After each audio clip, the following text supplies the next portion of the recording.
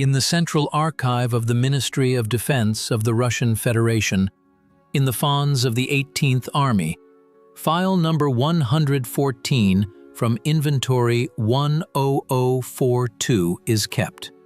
This document contains the operational summary of the headquarters of the Black Sea Group of Forces, dated February 4, 1943. The text of the summary is recorded in pencil on standard sheets of yellowish paper with the stamp Secret, Sekretno. On the third page of the document, the exact time is indicated, 1 hour 43 minutes. It was at this minute that the first armored boat of the Small Hunters series, number 041, buried its bow into a rocky shoal in the area of the settlement of Stanichka on the southern outskirts of Novorossiysk. The commander of the landing detachment, Major Cesar Lvovich Kunikov, transmitted a short encrypted signal, Zapad 1, West 1, via radio, signifying the successful landing of the first wave on the enemy-occupied shore. This report marked the beginning of the official history of the defensive operation on the Myskhako bridgehead, known as Malaya Zemlya, Small Land. Before proceeding to a detailed analysis of archival materials, staff maps, and logistical reports, I ask you to subscribe to the channel. Your subscription helps develop this documentary chronicle project and ensures the regular release of new military historical research based exclusively on verified facts. To understand the conditions under which the landing developed, it is necessary to analyze the military, technical, and economic situation on the southern wing of the Soviet-German front by January 1943. During the North Caucasus offensive operation, the troops of the North Caucasus Front and the Black Sea Group of Forces of the Transcaucasian Front pursued units of the German 17th Army under the command of Colonel General Richard Ruoff. The German command sought to hold the Taman Peninsula and Novorossiysk as a bridgehead for a possible resumption of the offensive in the Caucasus, and to protect the approaches to the Crimea. The enemy had built a defensive line relying on the complex mountainous terrain. The defense of Novorossiysk was provided by the 5th Army Corps under the command of General of Infantry Wilhelm Wetzel. The Corps included the 73rd Infantry Division, the 4th Mountain Infantry Division, elements of the 101st Light Infantry Division, and several Romanian cavalry units. The total enemy force in the Novorossiysk area was about 18,000 men, reinforced with 42 artillery batteries and 18 mortar batteries. The Soviet command, in the person of the commander of the Transcaucasian Front, Army General Ivan Vladimirovich Tulenev, and the commander of the Black Sea Group of Forces, Lieutenant General Ivan Efimovich Petrov, developed a plan for the Novorossiysk landing operation under the code name MORE, C. The concept of the operation envisaged delivering 2 strikes. The main blow was planned in the area of Yuzhnaya Ozereka, southern Ozereka, by forces of the 47th Army. It was intended to land a landing corps consisting of the 83rd and 255th Naval Rifle Brigades, the 165th Rifle Brigade, a separate front airborne regiment, and the 563rd Tank Battalion. In total, 13,400 men, 30 tanks, 42 guns, and 147 mortars were allocated for the main landing. An auxiliary strike was delivered by forces of a demonstration landing in the Stanichka area. The purpose of this strike was to divert the enemy's attention from the main landing site. The formation of the auxiliary detachment was entrusted to the Novorossiysk Naval Base under the command of Rear Admiral Georgy Nikitich Kolostyakov. Major Kunikov's detachment consisted of 275 men. Of these, 254 were Marines, recruited from volunteers of the Novorossiysk Naval Base and crews of the Black Sea Fleet ships. The detachment's armament included 186 PPSH submachine guns, 64 Mosin rifles, 15 DP-27 light machine guns, 10 PTRD anti-tank rifles, and 4 82mm mortars. Each fighter carried a portable ammunition load of 300 rounds for the submachine gun, 4 RGD-33 or F1 hand grenades, and 2 bottles of KS incendiary mixture. The detachment's logistical support was calculated for 3 days of autonomous combat operations.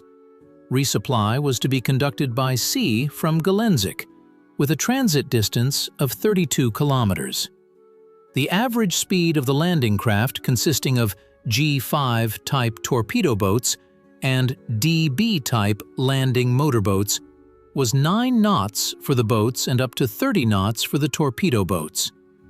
The Chronicle of Events on February 3rd and 4th, 1943, records a critical discrepancy between the planned indicators of the headquarters and the actual development of the tactical situation. At this point, the first serious planning error, recorded in the reports of the Black Sea Fleet headquarters, is revealed. The start time for the artillery preparation by the covering ships in the area of Yuzhnaya Ozereka was set for 100 hours on February 4th.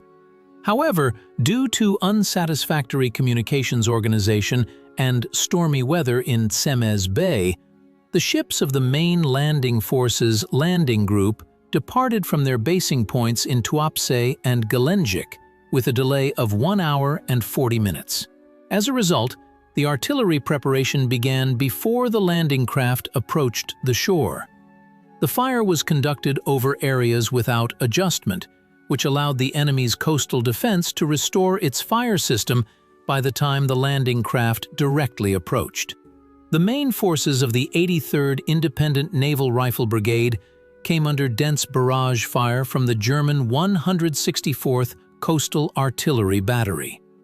Of the 30 Stuart tanks of the 563rd Tank Battalion, only 8 managed to be unloaded ashore. The rest sank together with the Bolinder-type landing barges. By 600 on February 4th, the landing at Yuzhnaya Ozereka was virtually thwarted. Only about 1,500 fighters had managed to gain a foothold on the shore, who found themselves cut off from the coastline and switched to an all-round defense in the absence of artillery support. On the auxiliary direction in the Stanichka area, the actions of Kunikov's detachment developed in strict accordance with the timetable. At 0:40, the Coastal Artillery Group under the command of Lieutenant Colonel Malakov, positioned on the eastern shore of Tsemez Bay at Cape Panay, opened fire on German positions in the Stanichka and Myskhako area. It deployed 18 guns of 130 and 152mm caliber. Over 30 minutes of artillery preparation, 740 shells were fired at the forward edge of the German defense. The fire density amounted to 12 shells per 1 linear meter of the landing front.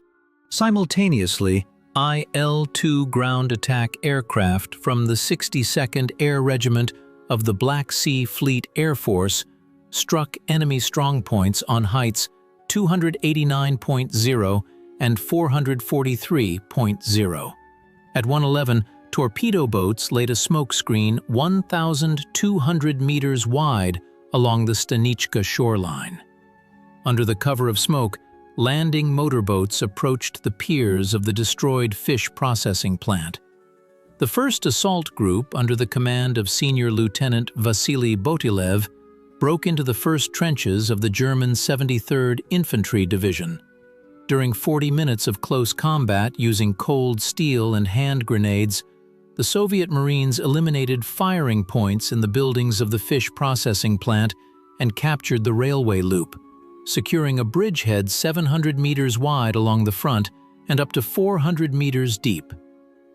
During the analysis of archival documents, a second major discrepancy in the sources concerning the assessment of enemy forces in this sector is discovered. According to the report of the headquarters of the 18th Army, Kunikov's landing force was opposed by elements of 2 German infantry regiments, numbering up to 3,000 men. However, according to the daily report of the headquarters of the German 5th Army Corps, dated February 4, 1943, the defense in the Stanička area directly was held only by the 2nd Battalion of the 213th Infantry Regiment of the 73rd Division, whose strength after previous battles did not exceed 420 men. The main reserves of the Corps were located 12 kilometers to the north, in the Verkhne Bakanski area, and could not be deployed in the first 3 hours of the battle due to the road surface being destroyed by Soviet artillery. Having assessed the failure of the landing at Yuzhnaya Ozereka and the success of the auxiliary detachment, the commander of the Black Sea Group of Forces, Lieutenant General Petrov, decided to change the operational plan.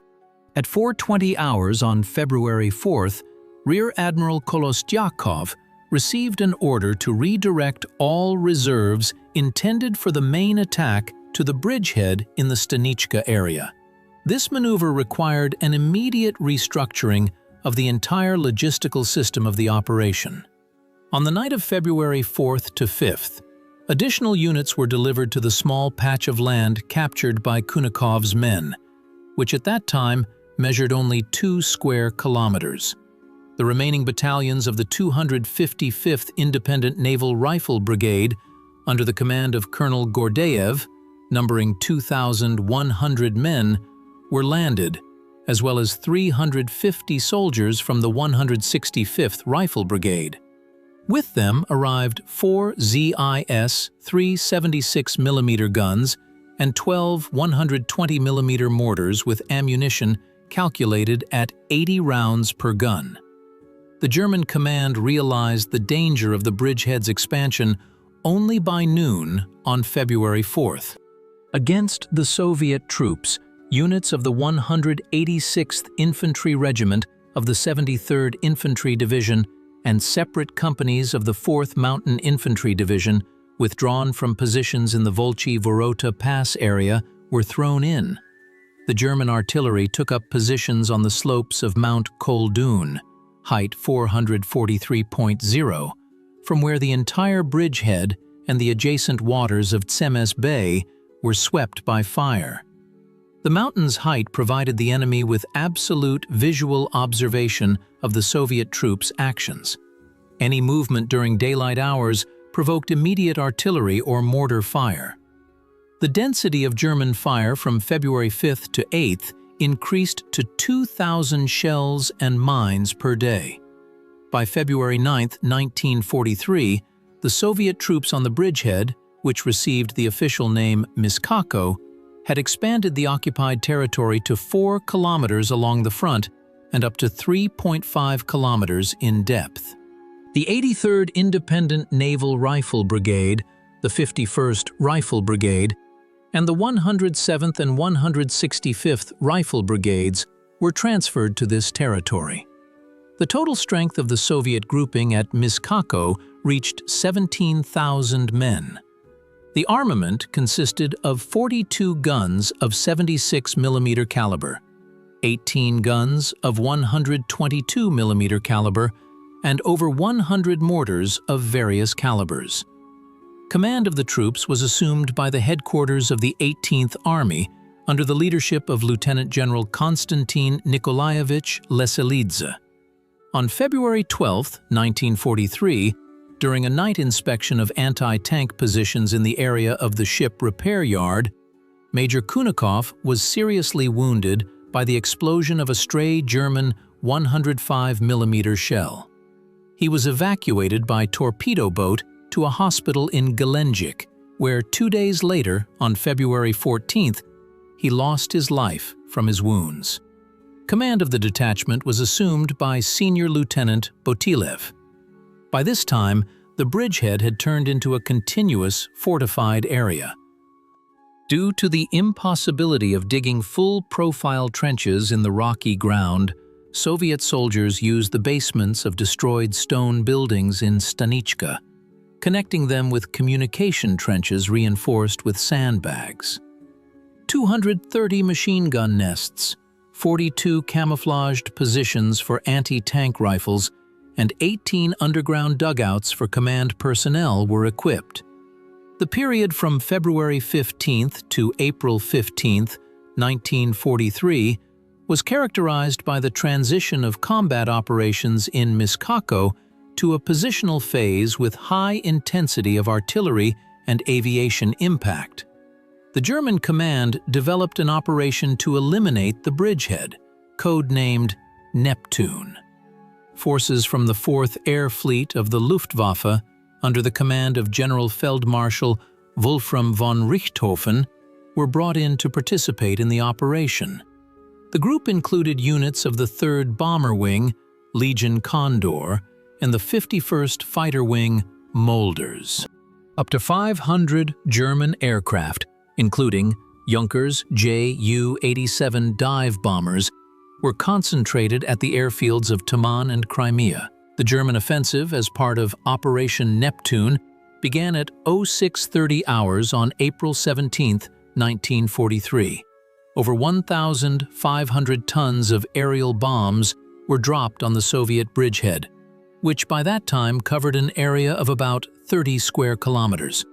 German aviation carried out up to 1,000 sorties per day. The positions of the 83rd and 255th Naval Rifle Brigades were attacked by units of the 73rd and 125th Infantry Divisions and the 4th Mountain Division, supported by 40 tanks and Stug-3 assault guns from the 191st Assault Gun Battalion. The main thrust was directed toward Mount Myskhako with the aim of splitting the Soviet bridgehead in two and pushing the defending units back to the sea. The density of the German infantry offensive reached up to 2 battalions per kilometer of front. In the first hours of the battle, the enemy managed to penetrate the Soviet defenses at the junction of the positions of the 165th and 51st Brigades to a depth of up to 800 meters. In some sectors, the distance between the opposing trenches was reduced to 30 meters.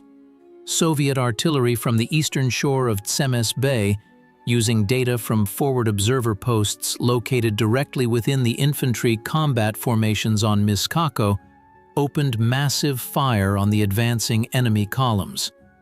The stationary coastal batteries, number 119 and number 394 of the Novorossiysk naval base, fired 152mm guns at the German second echelons in the area of the village of Fedotovka, destroying reserves before they could be committed to battle. Over a 24-hour period, Soviet artillery expended up to 2,500 shells. By the end of April 20th, the German offensive had stalled. The losses of German formations over the 4 days of fighting amounted to up to 4,500 personnel. 14 tanks and assault guns were put out of action. Soviet units also suffered significant losses. In some battalions of the 255th Brigade, no more than 40% of the personnel remained combat effective. However, the integrity of the bridgehead's defensive line was maintained. During this period, a third critical error related to logistical planning and the topographic features of the terrain committed by the rear services of the 18th Army became apparent. Archival documents from the Army's Food and Clothing Supply Department for April 1943 indicate that the standard supply norm for soldiers' drinking water was 4 liters per person per day. In reality, however, due to the limestone soil structure on Myskhako, there were no natural sources of fresh water. All existing wells were under constant targeted enemy fire or had been destroyed. The Army's rear services were unprepared to organize the mass delivery of water by sea in canisters or tanks. As a result, during the first 2 months of the defense, the actual distribution of fresh water ranged from 1 to 1.5 liters per person per day. This led to mass cases of dehydration, and forced the command to introduce a strict rationing system, which reduced the physical effectiveness of the soldiers during daylight hours. A critical audit of command decisions through the lens of the 1942 Red Army Infantry Combat Regulations shows that holding the Myskhako bridgehead for 225 days was a direct violation of classical tactical norms. According to the regulations, the tactical defense depth of a rifle division should be between 4 and 6 kilometers, which ensures the dispersal of artillery positions and rear supply points beyond the effective fire zone of the enemy's regimental artillery. On Malaya Zemlya, the maximum depth of the bridgehead did not exceed 4.5 kilometers, and in some sectors was only 1.5 kilometers. This meant that the entire territory of the bridgehead, without exception, was within range of not only German heavy artillery, but also 81mm GRW-34 series mortars, which had a maximum firing range of 2,400 meters. Under these conditions, the garrison's survival was ensured solely through the fortification and restructuring of the territory. By May 1943, a unique defensive system had been created on the bridgehead, including 3 lines of full-profile trenches with a total length of over 60 kilometers. 18 kilometers of communication trenches were dug. All regimental and brigade command posts were dug into the ground to a depth of 3 to 5 meters and covered with 4 to 6 layers of logs and an earth fill up to 2 meters thick, protecting them from direct hits by 150mm shells. More than 500 dummy firing positions and communication trenches were created, equipped with mock guns and machine guns. This served to disorient German artillery observers and disperse enemy battery fire. The supply of the bridgehead was conducted exclusively at night by the so-called Mosquito Fleet. This fleet consisted of landing motorboats, semi-gleisers, seiners, and rowing barges. The crossing from Gelendzhik began after full darkness, usually after 2100, and had to be completed by 0400 in the morning, so the vessels could leave the visibility zone of German observation posts on Mount Koldun. Each night, an average of 50 to 80 tons of various cargo was delivered to Myskhako. Of this, up to 40 tons were ammunition, 15 tons were food, and the rest were medical supplies and engineering equipment. Wounded soldiers were evacuated on the return trips. In total, over 22,000 wounded soldiers were evacuated across the bay during the defense period. The German side attempted to blockade the Soviet naval communications. For this purpose, German torpedo boats of the 1st Flotilla and Italian explosive boats of the MTM type were transferred to Novorossiysk.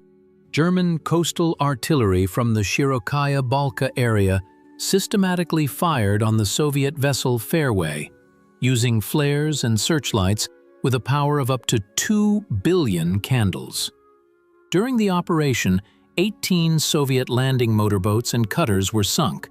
However, the German forces failed to completely sever the supply line due to effective countermeasures by Soviet coastal artillery and the use of high-density smokescreens.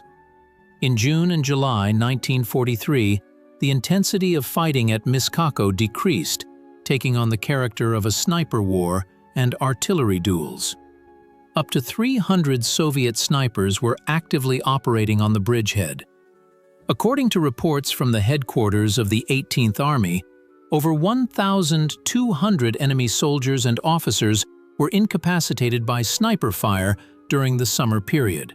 German artillery switched to an ammunition conservation mode, firing no more than 300 to 500 shells per day at the bridgehead, which was linked to the deterioration of the Wehrmacht's overall strategic position on the Eastern Front after the conclusion of the Battle of Kursk and the beginning of their retreat on the left bank of Ukraine. The final stage of the defensive epic at Myskhako began in September 1943 as part of the Novorossiysk Taman offensive operation. The Malaya Zemlya bridgehead played a key role in eliminating the German grouping in the city. The operation plan, approved by the commander of the North Caucasus Front, Colonel General Ivan Efimovich Petrov, envisaged a simultaneous strike from 3 directions. The first strike was delivered by the forces of the 9th Army from the east, the second by landing forces disembarking directly in the port of Novorossiysk, and the third by the forces of the 18th Army from the Myskhako bridgehead. By September 10, 1943, the Soviet troop grouping on Malaya Zemlya was reinforced by the 89th Rifle Division under the command of Colonel Enver Safarian and the 55th Guards Rifle Division. The total strength of ground forces at the bridgehead before the offensive was 24,500 men. The offensive began at 02:15 on September 11th, following a powerful artillery strike involving 148 guns and mortars positioned on the bridgehead and 112 guns of the coastal group from the eastern shore. Units of the 55th Guards Rifle Division broke through the German defenses in the area of the Proletary cement plant and began advancing into the city blocks. The German 5th Army Corps, fearing encirclement due to the successful landing of Soviet troops in the port, began a systematic withdrawal westward towards the Blue Line, defensive line on the Taman Peninsula. Fighting within the city limits continued for 5 days. By 10 a.m. on September 16, 1943, Novorossiysk was completely cleared of German troops. The southern stronghold of the entire German defense in the Kuban was eliminated. On the same day, the 225-day defense of the Myskhako bridgehead officially ended. The need for it as an isolated bridgehead disappeared. The logistical consequences and dry statistical outcome of this operation allow an assessment of its real military significance. Over the 225 days of holding the Myskhako bridgehead, Soviet troops pinned down significant forces of the German 17th Army. For almost 8 months, the German command was forced to maintain up to 2 regular infantry divisions around the bridgehead, which could not be redeployed to other critical sectors of the front, including the Kursk Bulge or the Donbass. The total losses of Soviet troops at the Myskhako bridgehead for the entire period from February 4th to September 16th, 1943, including the landing phase, positional defense, and subsequent offensive, amounted to about 21,000 personnel, of which irrecoverable losses were more than 7,000 men. German losses in the battles for Myskhako are estimated by the headquarters of the 18th Army at 25,000 men put out of action. However, German archival data from documents of the 17th Army indicate a more modest figure, about 14,000 men, including medical casualties and missing. In terms of material expenditure, during the defense of Malaya Zemlya, Soviet artillery and mortars expended about 620,000 shells and mines of all calibers, equivalent to approximately 12,000 tons of metal. A total of 145,000 tons of various military cargo were delivered to the bridgehead by air and sea.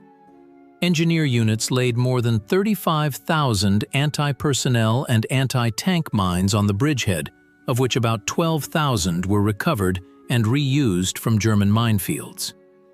The defense of Myskhako demonstrated the high effectiveness of the tactic of small landing groups in the initial stage, followed by a rapid buildup of forces using reserves. The operation revealed the importance of artillery support from the equipped opposite shore, without which holding such a narrow strip of land would have been impossible due to enemy dominance on the surrounding heights. The experience gained by the engineering and logistics services of the Black Sea Fleet and the 18th Army in supplying Malaya Zemlya was subsequently used in the planning and execution of the Kerch-Eltigen landing operation in November 1943. As a result of the operation, the boundaries of Soviet control on the Black Sea coast of the Caucasus shifted 40 kilometers to the west, which made it possible to swiftly restore the Novorossiysk seaport and use it as a forward supply base for the further offensive on the Crimean Peninsula.